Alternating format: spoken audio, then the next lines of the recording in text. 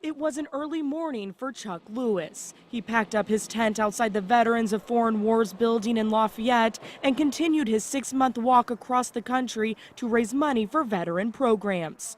Lewis, a retired Marine sergeant from Montana, says he decided to start walking for the fallen when a Marine in his hometown committed suicide. According to the Department of Defense, since 2005, we have lost more active duty members to suicide than we have in combat. Lewis has raised nearly $27,000 and met many supporters on the way. One of those supporters visited him in Lafayette Sunday.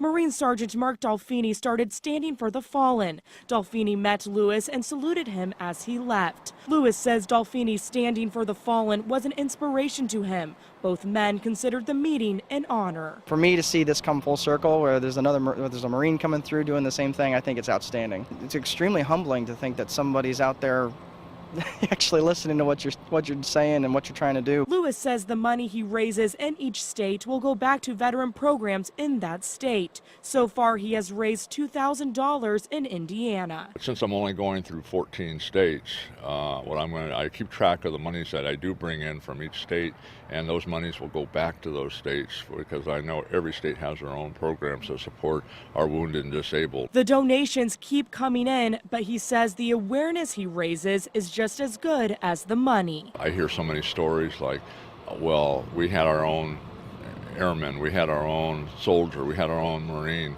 take his own life right here. Lewis has 2 more months of his journey, but he says he is always home where his military brothers and sisters are. I would say Semper Fi and Hoorah. Reporting in Lafayette, Kelly Roberts, News 18.